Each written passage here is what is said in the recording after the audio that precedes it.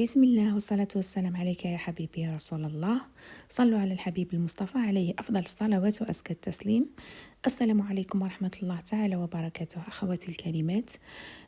واش راكم، واش حبالكم؟ إن شاء الله طل عليكم الفيديو تاعي هذه وتلقاكم بخير وعلى خير وبصحة جيدة، آمين يا رب العالمين. وصفتنا لنهار اليوم كما راكم تشوفوا وصفة قلب اللوز إكسبريس، يعني يوجد في تاكلوه في ساعته فيما تخدموه، يعني ما تخليوهش يبات ولا يقعد ولا يطول، ولا يعني من تخدموه تاكلوه ويجي روعة ما شاء الله، يعني في ساعة وانتم موجدين الوصفة تاعكم وتجي معسلة وبنينة، تجي روعة روعة روعة ما شاء الله كما راه موضح في الفيديو. يعني بزاف مبتدئات واخوات طلبوا مني وصفه سهله، هاني لبيت لكم الطلب تاعكم وجبتها لكم يعني باسهل الطرق. ما تبيتيه، ما تخليه يبات، ما تستناه، ما والو. ساهل ماهل يعني في الخدمه تاعو، ما ظالي يعني تخدمي فيه بيدك ولا اسهل وصفه يعني تاع قلب اللوز، اضمن نتيجه هذه. يعني حقا ابهرتني النتيجه، يعني جا ما شاء الله، جا روعه روعه روعه. كما راه موضح في الفيديو، يجي معسل ويجي طري ويجي يعني تكون خدمناه بليلة من قبل وتعبنا عليه وشقينا عليه، وهو راهو بدون تعب وبدون يعني شقاء. خلطي يعني وطيبي وكولي بالصحة والهنا. ومن غير إطالة، هيا نروح نشوفوا مع بعضنا مقادير الوصفة اللي سميتها أنا يعني قلب اللوز السحري. يعني يوجد في وقفة وما تستنايهش خلاص، يعني روعة روعة روعة. هيا نروح نقولوا بسم الله. لهنا أول حاجة اللي نبدأ بها هي الشربات. الشربات تاعنا خدمت أنا بالكاس تاع 220 ملي، درت كاس سكر وزوج كيسان ماء عادي من الحنفية وشريحة ليمون. كما تعرفوا ديما نقول لكم الشربات خلطوا بالسكر تاعكم، ذوبوه في الماء قبل ما تحطوه فوق النار، ومن بعد اديوها حطوها فوق النار.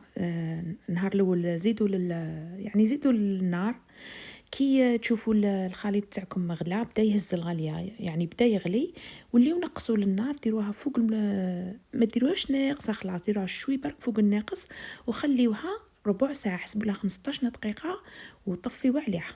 هاي بعد 15 دقيقة حطيتها أنا فوق النار، بعد 15 دقيقة على نار مش ذليلة مرة وماهيش هي زايدة، فوق ذليلة شوية. هنا واش راح ندير لها؟ راح نزيد لها ربع كاس ماء الزهر. ما زهر انا هذا نشريه هكذا ونخلط له باتارون تاع ماء الزهر، راكم تشريوها من عند اللي يبيع مستلزمات الحلويات كيما لي باتارون تتباع هي من نكهة يعني ماء الزهر. انا نضيفها في قرعة ماء زهر تاعي، تعطيني واحد النتيجة ما شاء الله. كما شفتوني بديت بالشربات، حطيتها تبرد هي الاولى، ونولي دركا الخليط تاعي تاع قلب اللوز اللي فيه زوج كيسان تشيشه خاصه بقلب اللوز. راهي تتباع يعني عند اللي يبيع مستلزمات الحلويات. تقولوا له بركة شيشة تاع قلب اللوز راح يعطيها لكم، اشريوها هذيك هي المليحه. وجايه خشينه شويه.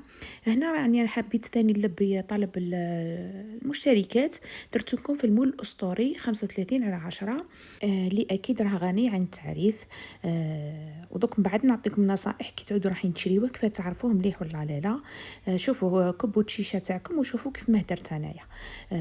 تكيلوها شغل بصبع تاعكم.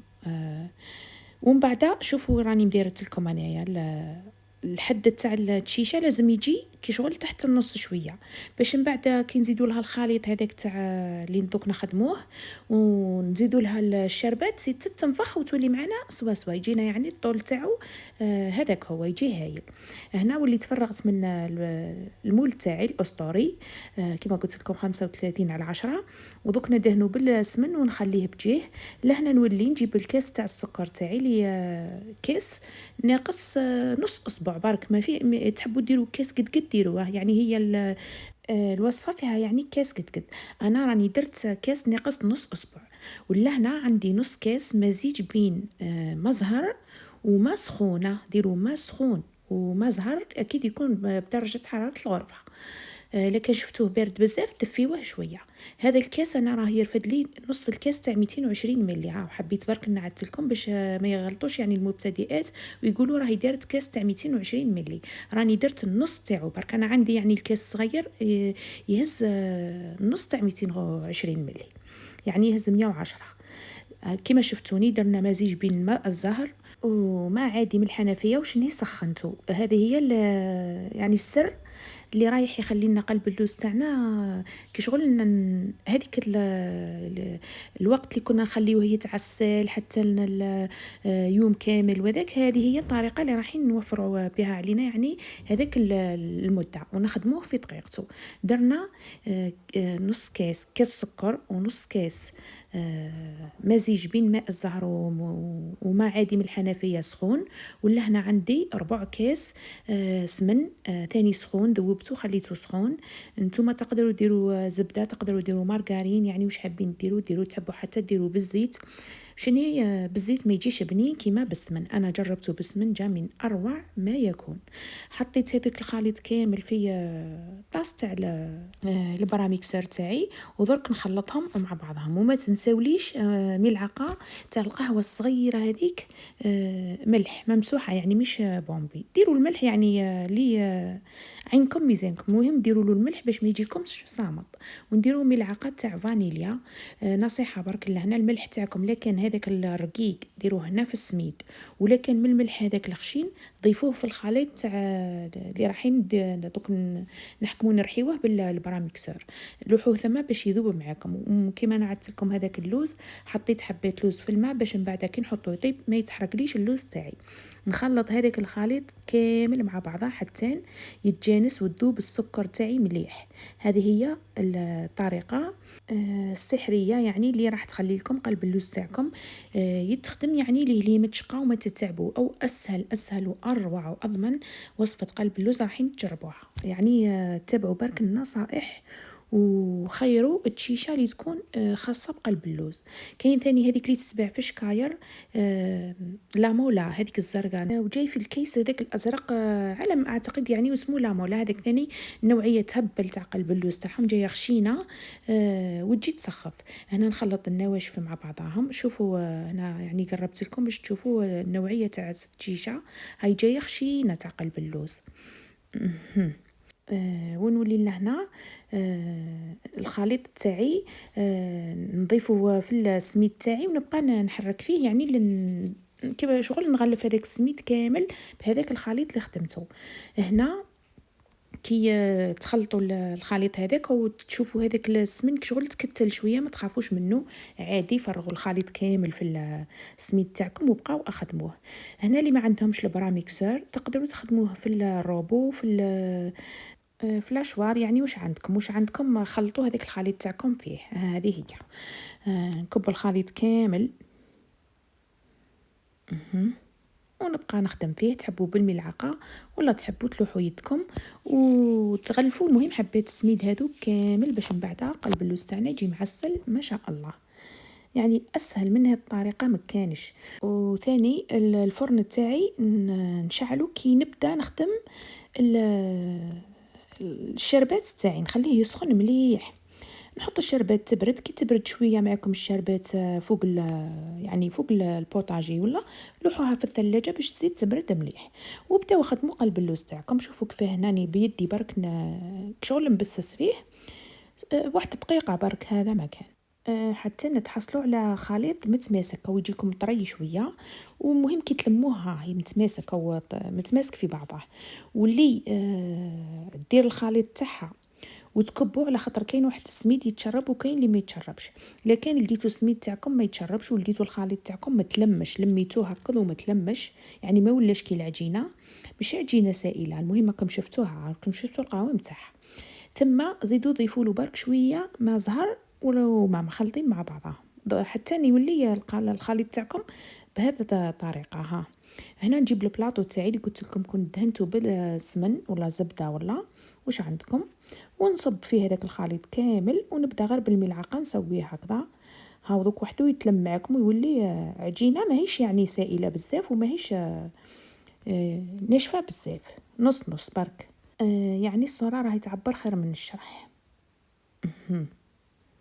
شوفوا هنا نضغط باه من شغل نرصو في بعضاه باه ما نخليش هذاك السميد تاعي مهوي، بعدا يولي كي نكبولو الشربات يتحل معانا. ها هي عجينة بصح ماهيش كيما نقولوا سائلة بزاف، أي حاكمة روحها بصح ماهيش سائلة بزاف. آه أنا هنا درت زوج بلاطوات، واحد درتو هذا اللي نعدتو لكم في الصورة، ما درتوش محشي، والثاني درتو محشي. اللي تحب دير قلب اللوز تاعها محشي راني درك نحط لكم رابط الوصفة للمبتدئات، ولا اللي تحب تشوف كيف حشيتو في النص نحط لكم رابط الوصفة في صندوق الوصف ولا التعليق المثبت وشوفوها كيف ما حشيتو من الداخل. اللي تحب تحشي دير كيما نقولوا 2 ملاعق تاع لوز ولا كاوكاو مع نص ملعقة كاكاو وتخلطهم وديرهم في النص، تقسم الخليط على 2، تحط الطبقة الأولى ومن بعد تحط هذاك اللوز تاعها، وتزيد تحط الطبقة الثانية أكيد، ودير نفس الطريقة اللي راني مديرتها أنا هنا. كما شفتوني حكمت كشغل طراسيت برك. هذا المول الأسطوري يدير لكم 5 يعني حبات تاع قلب اللوز. الحجم تاعهم ما شاء الله، يعني الحجم تاعهم مليح، وانتوما يعني اللي تحكموا كيفاه تقطعوه قطعوا كيما تحبوا. حكمت هذاك اللوز تاعي رشكته كيما راه موضح في الفيديو، وزدت درت تاني الاخر قلت لكم درت انا زوج، درت هذا ماهوش محشي اللي صورته معكم، والاخر درتو محشي اكيد. من بعد لهنا نروح نحطهم في بلاطو وندخلهم يطيبوا. كي تشوفوا حمار مع الجوانب ها الصوره يتوضح، نجبدو ونزيد ندهنو من الفوق بالسمن ولا بالزبده ولا بواش درتو. ندهنوه على السطح كامل حتى يعني ما نخليو حتى بلاصه ما نقيسوهاش باش من بعد يجينا احمر ما شاء الله. نزيد اللوحو يتحمر كيما راه موضح في الفيديو، ونخرجو لهنا وهو سخون. الشربات تاعي نكبها، نكب الكاس الاول ومن بعد نكون اكيد مطفيه الفرن تاعي، ونزيد نلوحو في الفرن يتشرب لي هذاك الكاس الاول تاع الشربات، ومن بعد نزيد نخرجو ندير له الكاس الثاني. انا هنا راني درت الكاس الاول برك في البلاطو الاول والثاني، درت كاس ودوك نولي نزيد ندير الكاس الثاني. بعد 5 دقائق نزيد نعاود نجبدو من الفرن نلقاه تشرب الكاس الاول، نزيد ندير له الكاس الثاني. هنا كما شفتوني حكمتو بالموس طراسيتو برك باش تدخل لي ديك الشربات. هاي بعد 5 دقائق وليت لقيتو تشرب هذيك الشربات كامله. لهنا نزيد نضيف الكاس الثاني وخليوها تجي يعني غارقه هذيك الشربات في قلب اللوز تاعكم عادي. دوك من بعد كي تخليوها واحد الساعه تلقاوها تشربها ما شاء الله. ولا هنا بعد يعني ساعه تقريبا غير 10 دقائق. شوفوا الله يبارك كيف ما لقيتو روعه ما شاء الله، جا معسل وهايل ما شاء الله. الصوره راهي تعبر عن نفسها. انا درت له التزيين هذاك على بالي دوك كامل تقولوا لي هذا قلب اللوز ما يجيش التزيين تاعو هكذا، بصح انا حبيت نزينه هكذا. تزيين اختياري. وكما قلت لكم البلاطو تاعكم كي تروحوا تشريوهم المول كي تروحوا تشريوه باش تعرفوه باللي راهو مليح، كبوا فيه الماء وشوفوه لا كان لقيتوه يسيح في الحواف هذاك راه مش مليح ما تشريوهش، لانه بعدا اي حاجه ديروها فيه تلقاوها ساحت. شريو يعني هذاك المول اللي تلقاوه او تلقاوه ب 25,000 والله، مش كيما هذو تاع 10,000 راهم شويه عيانين يسيحوا لكم.